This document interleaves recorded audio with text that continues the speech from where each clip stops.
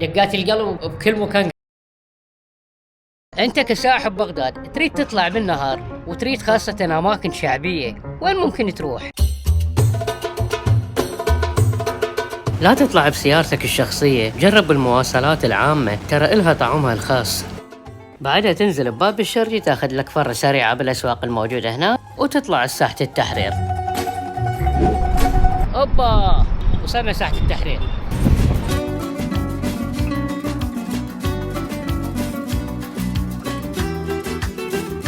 وتكمل مشوارك، تروح المنطقة الصدرية حتى تشوف لك ريوق شعبي معدل. لو قلت لك حبيبي عيني فدوة، ويا أهل الحسد بتلي بلوة.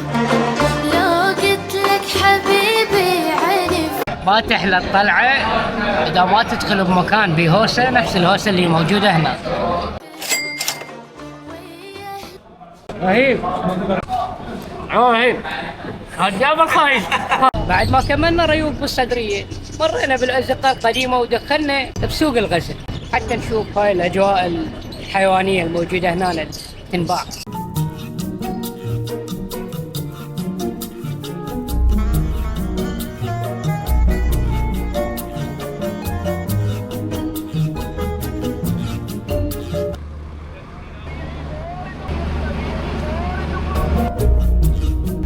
وصلنا شارع المتنبي، عبارة عن شارع تراثي مليان أدب وكتب ومعلومات مال أيام زمان. بغداد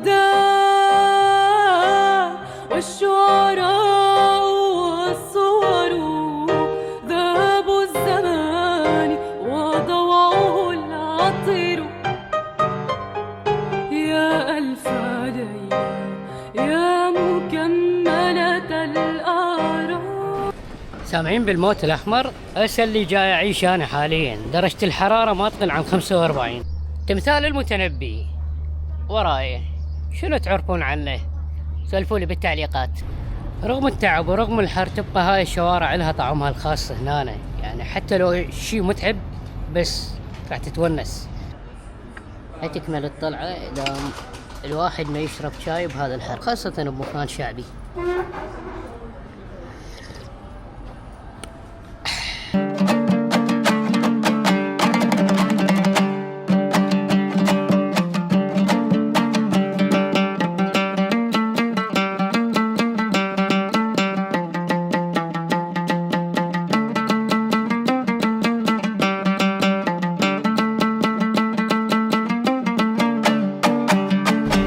هذا الحرق اللي اختمها بالمتحف البغدادي بس يوم احد وطلع معزل.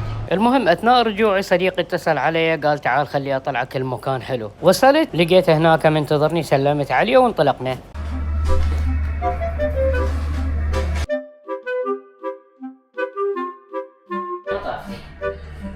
تدخل للساونا هنا ورا الساونا الخشبية تتحول للساونا الحارة، تقدر هنا تسبح تليف تسوي اشياء، وراها تاخذ حمام حار بارد.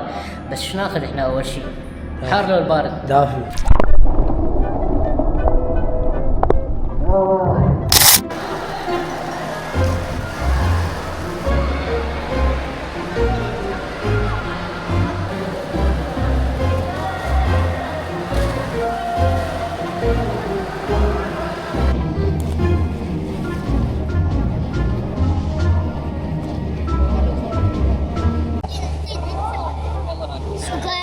يلا يلا يلا جاي.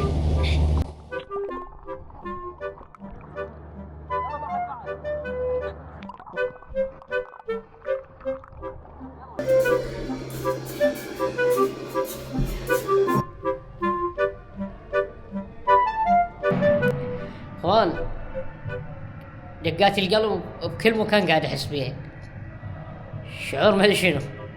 متابعيني على راسي، بس المشاهدين الجدد لو كل واحد منكم حط متابعة تدرون ايش قد راح تفيدوني. وسووا متابعة ولايك وشاركوا المقطع الشخص سامعين بيريد يجي لبغداد وما يعرف هاي الاماكن. ان شاء الله استفاديتوا واستمتعتوا بالفلوج. اشوفكم بخير، باي.